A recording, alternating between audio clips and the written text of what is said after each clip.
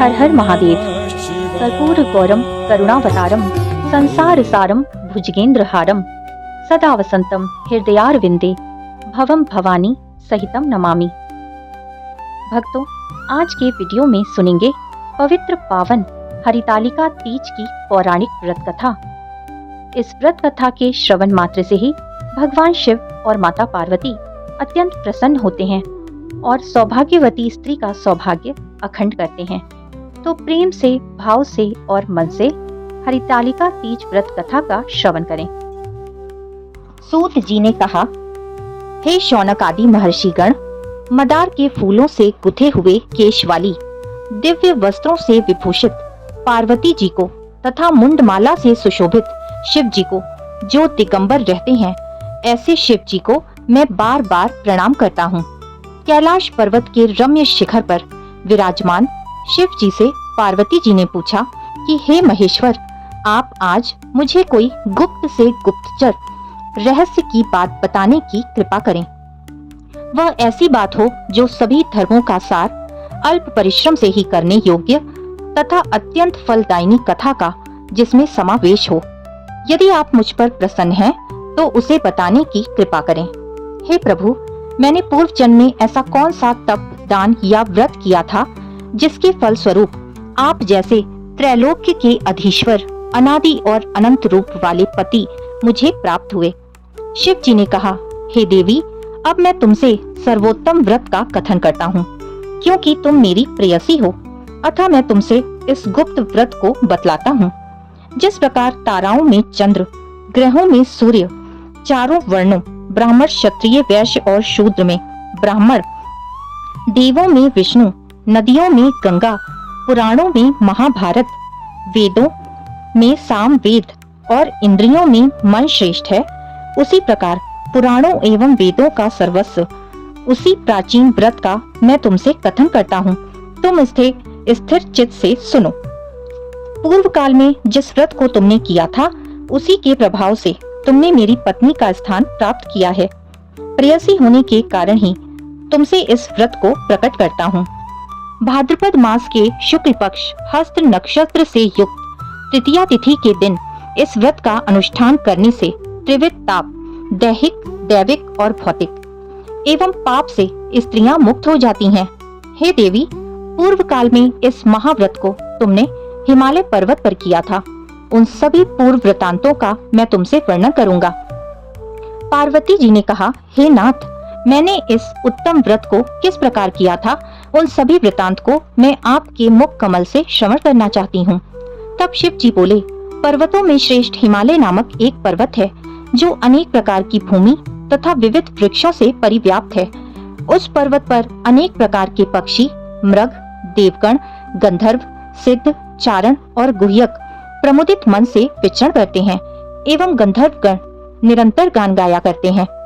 उस पर्वत की चोटी स्फटिक, स्वर्ण, मणि और मूंगों से सुशोभित है। वह पर्वत आकाश के समान ऊंचा है। उसकी चोटियां सदैव बर्फ से ढकी रहती हैं तथा गंगा का निरंतर निनाद होता रहता है। हे पार्वती, तुमने अपनी बाल्यावस्था में जिस प्रकार की कठोर तपस्या की थी, मैं उसका वर्णन करता हूँ। हे देवी, तुमने 12 वर्षों तक औंधी रहकर धूम्रपान के द्वारा बिताया था। तुमने माघ के महीने में कंठ तक जल में निवास कर, वैशाख मास के प्रखर घाम में पंचाग्नि सेवन कर, श्रावण मास में घर से बाहर वर्षा में भीगकर मेरी तपस्या निराहार रहकर की।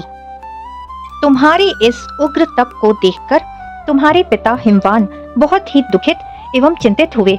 वे तुम्हारे विवाह के विषय में चिंतातुर हो गए कि ऐसी तपस्विनी कन्या के लिए वर कहाँ से उपलब्ध हो सकेगा।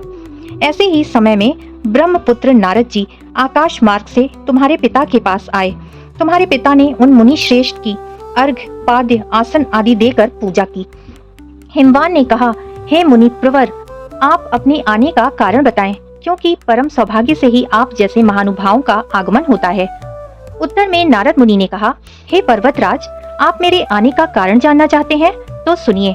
मुझे भगवान विष्णु ने आपके पास संदेश वाहक के रूप में भेजा है और कहा है कि आप अपने इस कन्या रत्न को किसी योग्य पुरुष के ही हाथ में अर्पित करें। संपूर्ण देवों में वासुदेव से बढ़कर अन्य कोई देव नहीं है।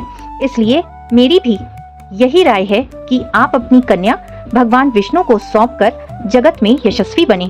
नारद जी की बात सुनकर हिमालय ने कहा, यदि भगवान विष्णु ने इस कन्या को ग्रहण करने की स्वयं इच्छा की है तो मुझे कोई आपत्ति नहीं है, क्योंकि आपकी सम्मति है। इसलिए अब आज से इस संबंध को निश्चित ही समझिए। हिमवान द्वारा इस प्रकार का निश्चयात्मक उत्तर पाकर नारद जी उस स्थान से अंतर्ध्यान होकर शंख चक्र गदा एवं पद्मधारी विष्णु भगवान के पास उपस्थित हुए। उन्होंने हाथ जोड़कर प्रणाम करते हुए विष्णु भगवान से कहा, हे देव, मैंने आपका विवाह संबंध पर्वतराज हिमवान की पुत्री पार्वती से निश्चित कर दिया। उधर हिमवान ने प्रसन्न होकर तुमसे कहा कि हे पुत्री, मैंने तुम्हारा विवाह भगवान विष्णु के साथ पक्का कर दिया है। पिता द्वारा विपरीतार्थक वाक्य सुनकर तुम अपनी सखी के घर चली गई और वहीं भूमि पर लुंठित होकर अत्यंत विलाप करने लगी। तुम्हें रुदन करते देखकर तुम्हारी सहेलियों ने तुमसे पूछा कि हे देवी, तुम अपने दुख का कारण मुझे बताओ, हम सभी निसंदेह आपका कार्य पूरा करेंगी।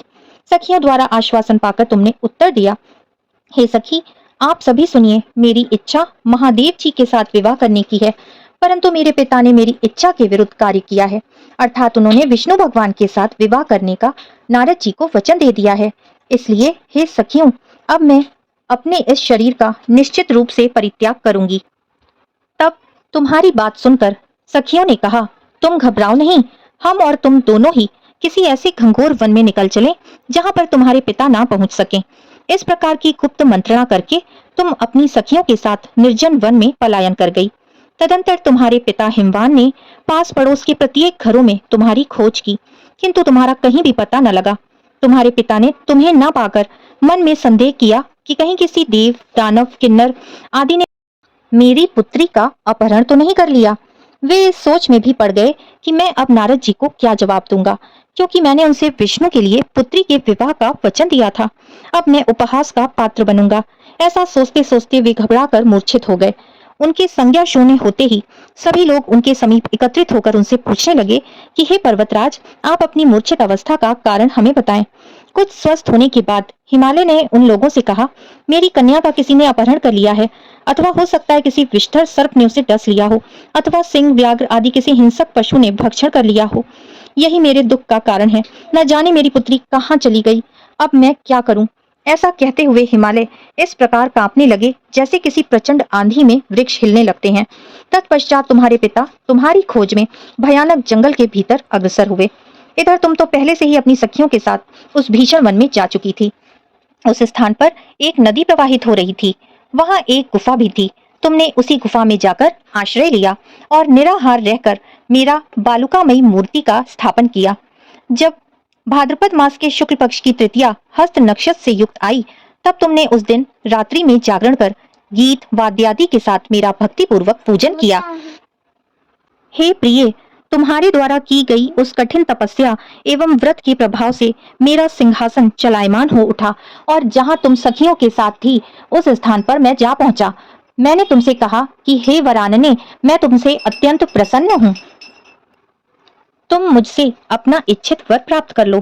तब उत्तर में तुमने कहा कि हे देव, यदि आप मुझ पर प्रसन्न हैं तो आप मुझे पति रूप में प्राप्त हो। मैं तथास्तु कहकर पुनः अपने कैलाश पर्वत पर आ गया। मेरे चले आने के बाद तुमने प्रातःकाल नदी में स्नान कर मेरी स्थापित मूर्ति का विसर्जन किया। इतना करने के बाद तुमने अपनी सखियों के साथ पारण किया। उसी समय तुम्हारे पिता हिमालय भी तुम्हें खोजते हुए उसी जंगल में आ पहुंचे, किंतु वन की गहनता के कारण चारों ओर ढूंढने पर भी तुम्हारा कुछ भी पता उन्हें ना लगा। अब तो वे निराश होकर भूमि पर गिर पड़े। पुनः उठने के बाद हिमालय ने दो कन्याओं को सुप्तावस्था में देखा। उन्होंने निकट आकर तुम्हें गोद में उठा लिया और रुदन करने लगे। रोते रोते ही उन्होंने तुमसे पूछा कि तुम इस घंघोर जंगल में किस प्रकार आ पहुंची। पिता की बात सुनकर तुमने उनसे कहा कि हे तात, मैं अपना विवाह शिव जी के साथ करना चाहती थी, परंतु मेरी इच्छा के प्रतिकूल आपने विष्णु भगवान से मेरा वैवाहिक संबंध स्थिर कर लिया। इसी कारण रुष्ट होकर मैं अपनी सखियों के साथ गृह का परित्याग कर इस भीषण वन में चली आई। हे तात, यदि आप मुझे घर ले जाना चाहते हैं तो मुझे महादेव जी से विवाह करने की आज्ञा दें। मेरा ऐसा ही दृढ़ निश्चय है। तुम्हारे इस दृढ़ संकल्प को जानकर तुम्हारे पिता ने तथास्तु कहा और वे तुम्हें अपने साथ घर वापस ले गए। घर पहुंचने पर मेरे साथ तुम्हारा पाड़ी ग्रहण हुआ। उसी व्रत के प्रभाव से तुमने अचल सौभाग्य प्राप्त कर लिया। मैंने आज तक इस व्रत का कथन किसी से नहीं किया। हे देवी, तुम अपनी सखियों के द्वारा अपहृत यानी हरण की गई, इसी से इस व्रत का नाम हरितालिका पड़ा। हरितालिका तीज व्रत कथा संपूर्णम। फिर से मिलेंगे मेरे चैनल कृष्णा माखन चोर पर। तब तक के लिए राधे राधे।